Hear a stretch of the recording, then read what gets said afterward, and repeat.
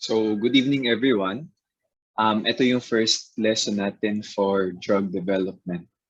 And inulit-ulit ko na yung drug development natin as much as possible. I'm going to align it with our lessons in pharmacology. So, for this last block of the semester, yung pag-uusapan natin would be the gastrointestinal tract and cancer. So, right now, I'm giving an introductory lecture para next week when you do your asynchronous activity, you'll be able to understand the articles. No? And of course, this will also serve as enrichment kasi I think you have already taken up lessons of the liver, and the biliary system, and digestion and absorption in pharmacokinetics. And I think you have already touched on the different antiviral agents sa lesson ninyo on microbiology. And even yung part ng lesson na to, which is hepatitis B infection, I think you have already also discussed that in microbiology. So, ngayon, reviewer lang, refresher. Kasi by next week, yung pag-aaralan natin would be new or novel therapies in the treatment of hepatitis B. Okay?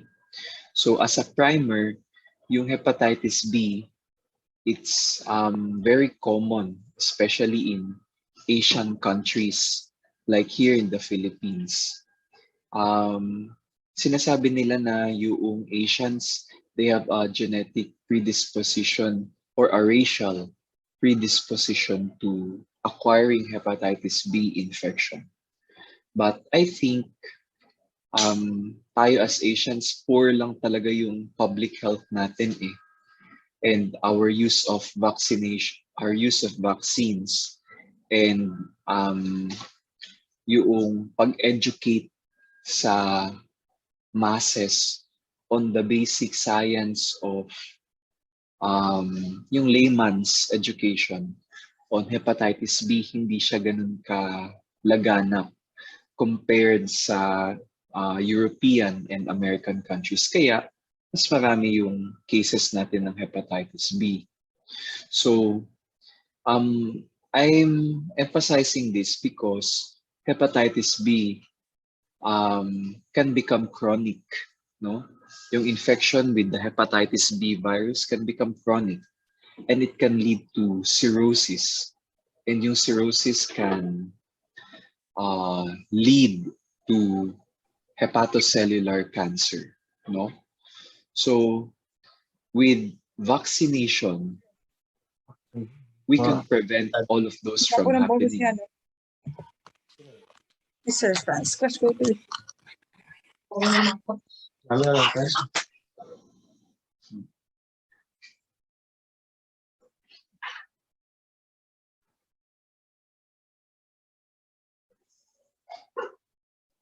So we can prevent those from happening. And ano pa? It's important, especially at your age right now. You're already adolescents, and soon you'll become young adults. And as healthcare professionals, of course, ano naman, di ba? We are objective, we are scientific. Eventually, you'll engage into sexual practices. So hepatitis B can be transmitted through unprotected and unsafe sex, as well as needle injury. No? Yung sample, nagtusok ka using a needle on an hepatitis B infected patient, tapos yung needle na yun inadvertently natusok mo sa sarili mo, nagka-needle prick injury ka. That can be a source of a way by which hepatitis B is transmitted. So yun, kaya this is a very important topic. And later, dun sa asynchronous activity ninyo, you'll be appreciating how we have treated hepatitis B noon and how we treat it ngayon. No? Ano yung drastic change in management of hepatitis B. Okay, so with all that intro, let's begin. Ano ba to? Ayan. So ito yung atay. It's the largest solid organ in the body. 1 kilo yung timbang niya. No? And it's very rich in blood supply. Imagine niyo na sa cardiac output ng isang patient, no? Yung lumalabas na yung pinapump ng puso na dugo, which is 5 liters. No? 1 liter of that, 20%, will directly go into the liver. Okay? So, kagaya na sa utak, 20% yung liver, kahit hindi naman siya masyado nag-iisip, 20% din yung kinukuha. And I want you now to appreciate that this is an intra-abdominal organ. And yung relations ng liver include the stomach, no? Sa likod ng liver, nandyan na yung esophagus at saka yung stomach, nandyan yung lower esophageal sphincter. Also related to the liver, the large veins. So sa likod nito, nandyan na yung vena cava. Ito yung aorta mismo. No? Ito yung abdo. One important thing that you should understand by now is that the liver performs a lot of functions. So last time nung nag-usap tayo sa endocrinology and how the body regulates glucose, merong central role yung liver. Dito, another important function of the liver, I think which you have already discussed in anong subject nga yan? Organic medicinal chemistry, is how the liver eliminates drugs, no? So the liver does that by, later we'll discuss yung smaller structures of the liver, but eventually those drugs will be made more water soluble and they will be eliminated via the urine and the kidneys. But some of the drugs that are really lipophilic, some of them are eliminated via the bile and via elimination into the feces. And so yung liver, yung nagpo-produce ng bile. And the bile flows through the biliary tree, which you will see here as green. Itong green na tubing dito.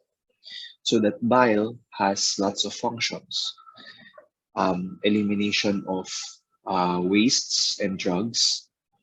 And at the same time, that bile, as I have discussed last block, will go into the duodenum and emulsify the fat, so that that fat can become micelles, and those micelles will increase the surface area of the fat so that lipase can act on the fat and digest the fat. Okay, so right now I want you to appreciate these 3 vessels that go into the liver. You have the bile, no? You have the portal vein, which I have already introduced last block.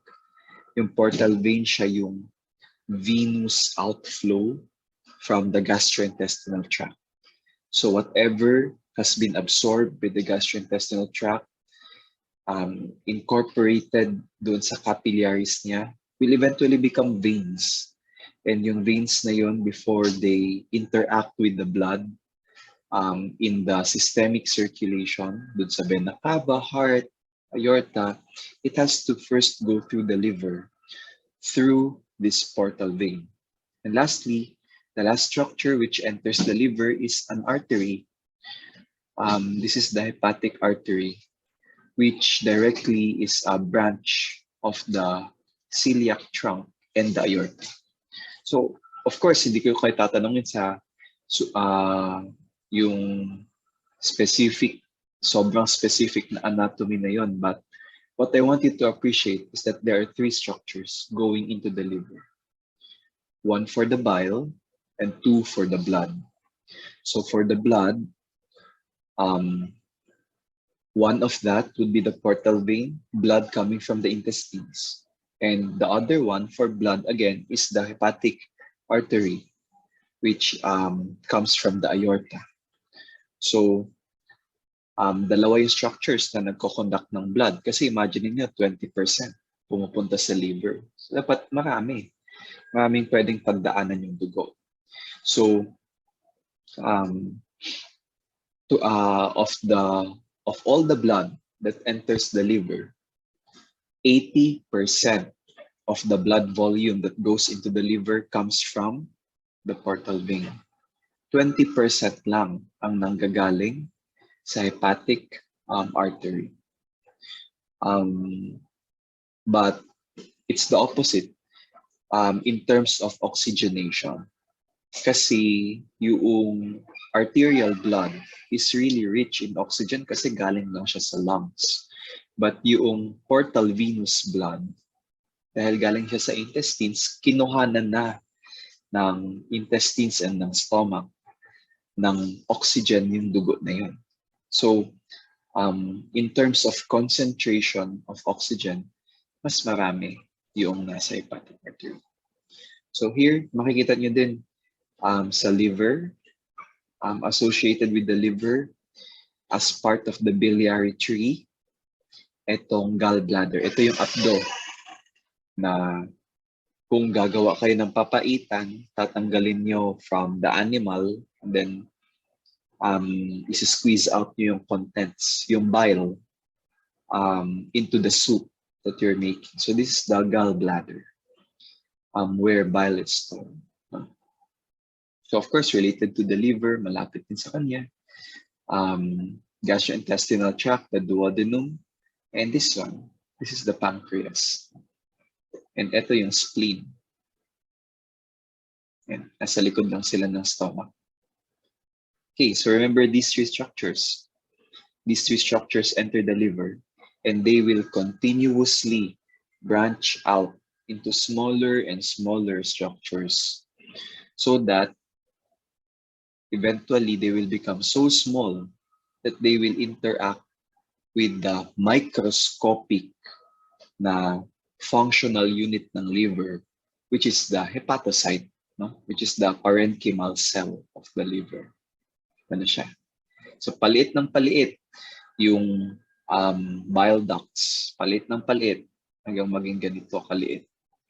Yung hepatic artery, paliit ng paliit. Yung portal vein branches, paliit ng paliit. Hanggang maging at the cellular level na sila. No?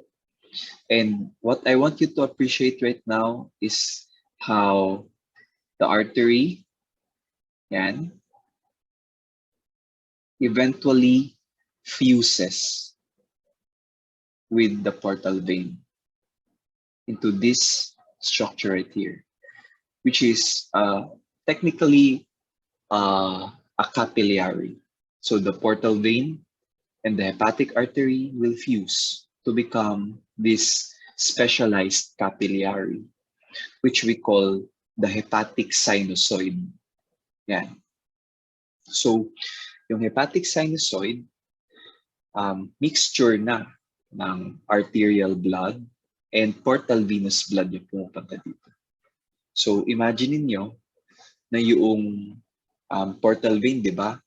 It carries blood from the small intestines. And so, yung mga inabsorb ng small intestine, pupunta dito. Okay? And this will be filled with blood. And all the nutrients and all the substances na inabsorb ng small intestine. And so, nandito siya. So, last block, pinag-usapan natin na yung intestines, kapag nag-digest siya at nag-absorb siya ng, for example, carbohydrate, magiging glucose yun. And therefore, if kakakain mo lang, your portal venous blood will be very rich in glucose. and it will come here into the sinusoid. And at this level right here, there will be a separation of the blood that is here in the sinusoid and yung fluid na bumabalot sa hepatocyte. No? So there's a space that we call the space of this, where only the plasma and all the constituents of the plasma, the glucose, kung nag-absorb ka ng glucose, amino acids, some other substances will diffuse and fill this space.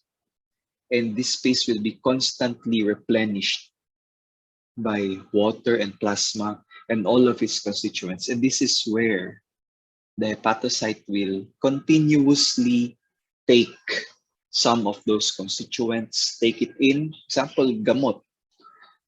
Na-absorb na from the stomach, nandun na sa dugo, then andito na siya sa sinusoid, andito na yung gamot, kukunin yon ng hepatocyte, yung gamot. At saka, iti-take in niya and ipaprocess niya. Okay? Similarly, yung glucose, kukunin niya, ipaprocess niya, iga-glycolysis niya ba, o glycogenesis.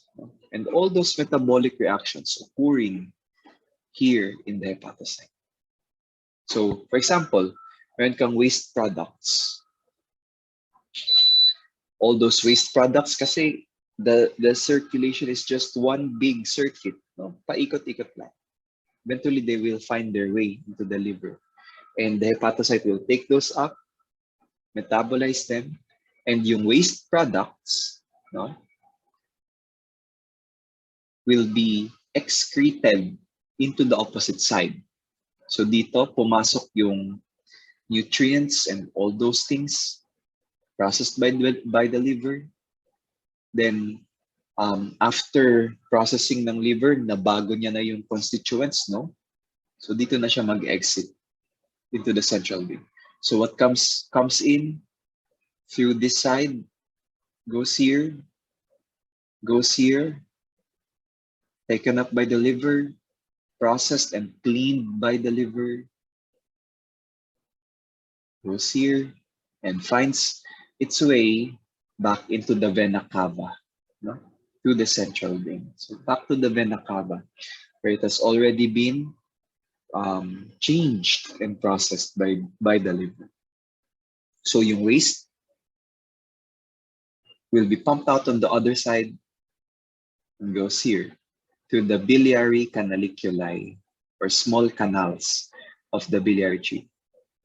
And then, pabalik dito. So, mapapansin nyo, here, sa portal triad, 2 will supply substances, blood in this case, into the liver. And the last component of the triad will have movement away from the liver. Hepatic artery, portal vein, movement towards the liver. Bile, movement away from the liver. Okay? So, palaki ng palaki. Okay. So, another important thing is that the liver is a part of the reticuloendothelial system. So, ibig sabihin nun, maraming macrophages yung liver. And the special macrophage that you will find in the liver is this one, the Kupffer cell. So, imagine niyo na yung liver, kasama sa mga kinukuha niyang dugo, ay yung dugo na galing sa colon. Kung saan, nasa-store yung tae ninyo. And yung bacteria na nandun. And therefore, there will be lots of bacterial toxins that come from the colon and go into the portal circulation and go into the liver and find its way here. But have you ever wondered bakit yung tao na ang daming bacteria sa colon, hindi naman siya septic? Dahil as blood passes through the liver, the Kupffer cell will continuously clean the blood, okay, before it reaches the central vein.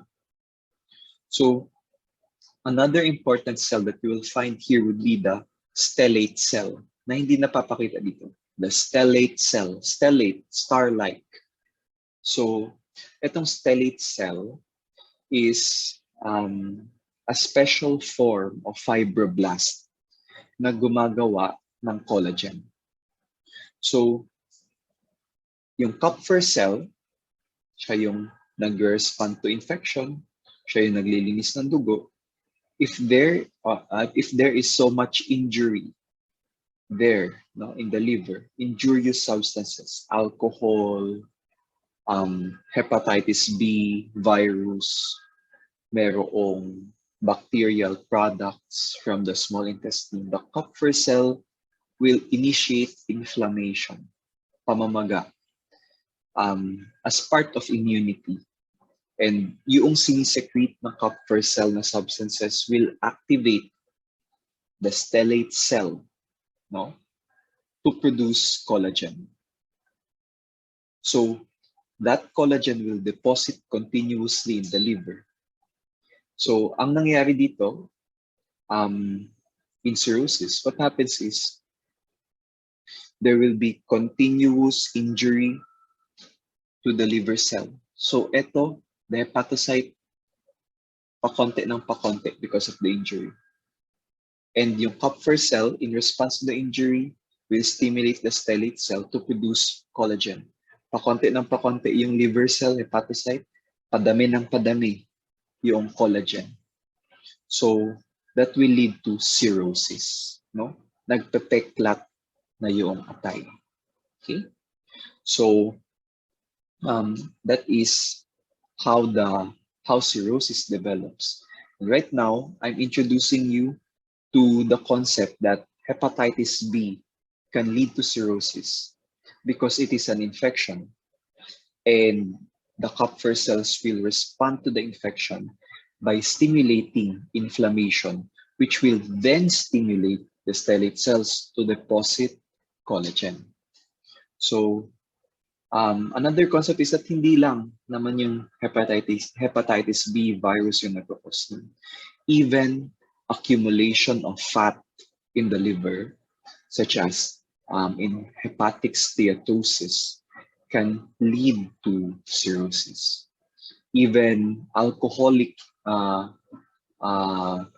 drinking, no? Chronic alcohol abuse, because alcohol is a direct hepatotoxic agent, can lead to cirrhosis through that same mechanism, Kupffer cell, stellate cell. So here is that particular agent, hepatitis B virus.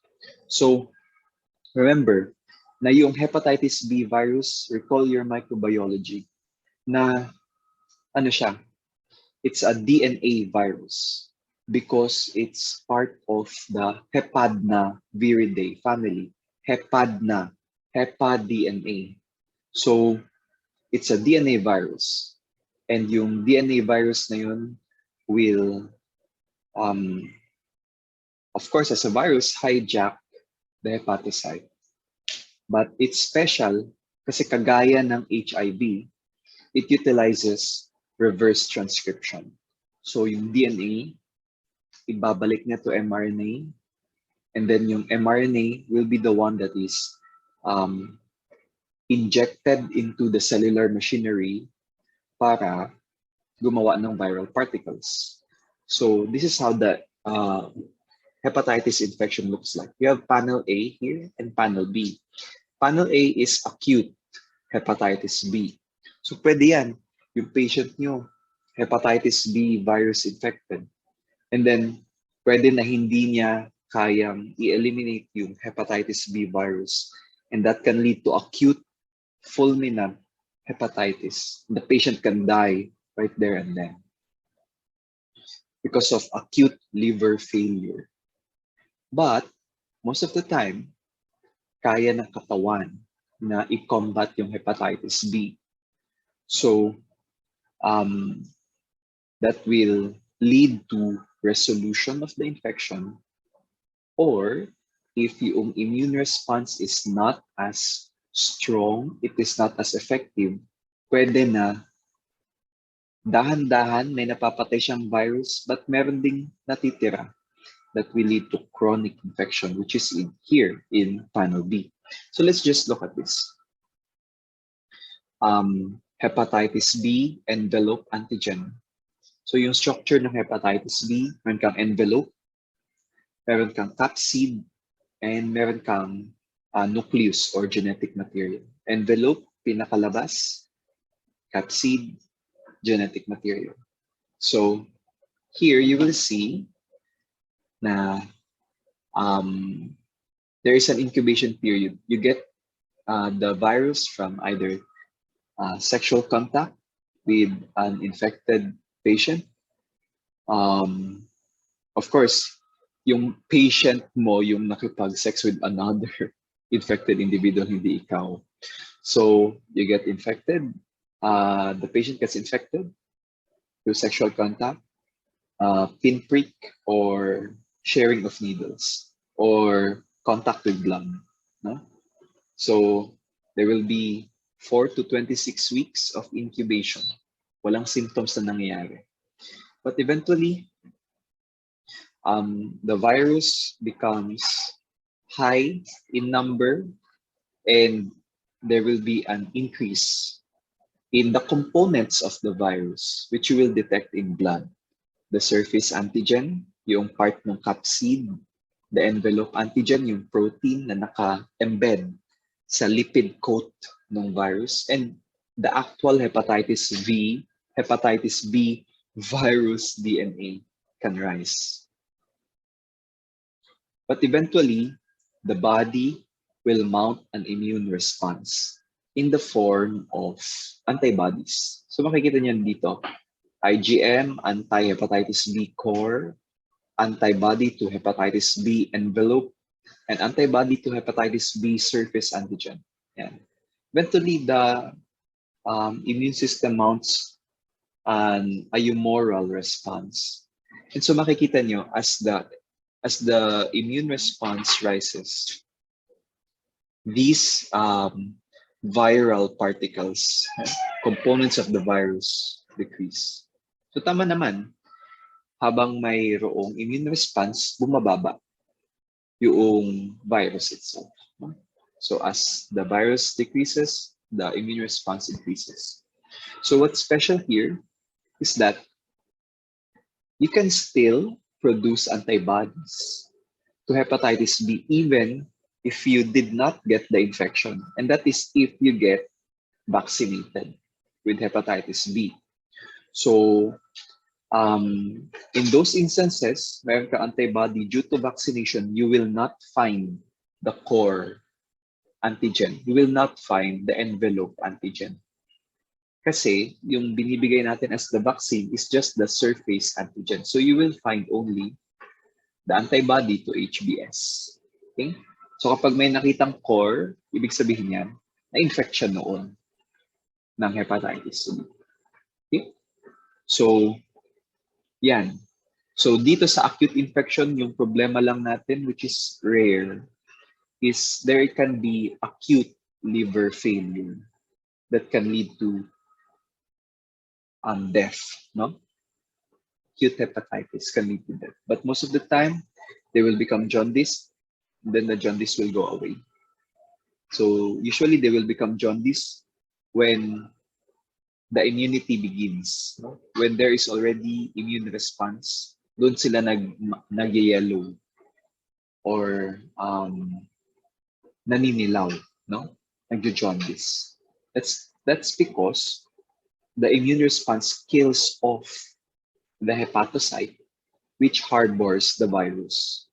So, kapag kumukonti yung hepatocyte, nagiging inflamed yung hepatocyte, nasisira siya. Hindi niya kayang tanggalin yung bilirubin. Yun yung time na mag-jaundice siya. But let's go now to panel B, where there can be chronic infection. So here in panel B, there is inadequate immune response. Pwede na yung ginawa niyang antibodies kulang, or yung ginawa niyang antibodies ay poor quality. And that will prevent the body from removing the virus. Therefore, there will be chronic infection. So when there is chronic infection, you will see here, dito makikita nyo, no? In panel A, balik tayo sa panel A.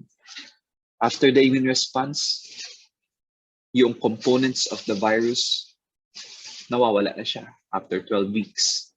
But in chronic infection, because of the poor immune response, the components of the virus will just continue on and on. No? Therefore, yung process na describe ko sa inyo will continue on and on. Viral infection, activation of the Kupffer cell, activation of the stellate cell, fibrosis. Viral infection, immune response, decrease in hepatocyte. Decrease in hepatocyte, increase in collagen deposition, fibrosis, cirrhosis. Eventually, the liver, kasi magko-compensate siya, nawawala yung liver cell niya. So, merong portions na papabilisin niya yung pagdami ng liver cells doon. So, that will lead to regenerative nodules, and those nodules, kasi mabilis yung pag-produce ng new cells, can become malignant. That will lead to hepatocellular carcinoma. Okay? So, dami nating pinag-usapan. Let's recap. Liver, intra-abdominal organ. We have 3 important structures going into the liver. 2 will supply blood to the liver going in. And 1 will conduct bile from the liver going out of the liver. Majority of the blood flow, portal vein. Minimal or minority of the blood flow, hepatic artery. Okay? Those will continue to branch out inside the liver, smaller and smaller, until it becomes integrated into the sinusoid that comes in contact with the hepatocyte. So here you have the specialized capillary, which is the connection of the portal vein and the hepatic artery. So this is the sinusoid, and this is the blood here is separated from the hepatic plate.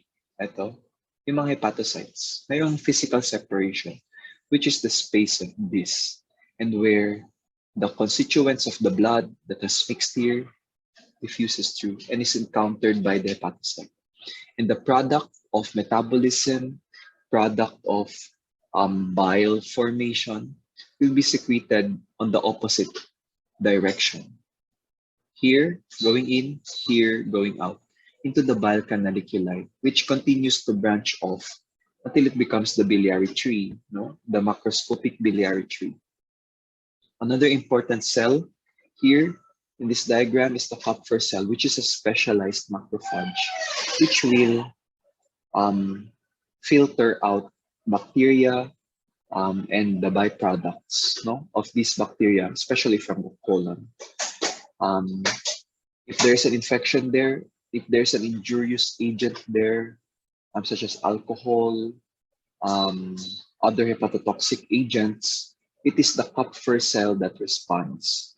And the response of the Kupffer cell is inflammation, the release of cytokines, which will stimulate the stellate cell, which is a fibroblast, to develop or deposit collagen into the surrounding area. So with that continuous injury, decrease in hepatocyte, increase in fiber deposition. So collagen deposition that will lead to cirrhosis. The most common cause still of cirrhosis, especially in developing countries like ours, where public health is poor and where vaccination is not totally accepted, is hepatitis B. Hepatitis B can be acute or chronic. And in the acute phase, it can lead to acute liver failure. But usually the body will be able to mount an appropriate immune response, which will stop the infection.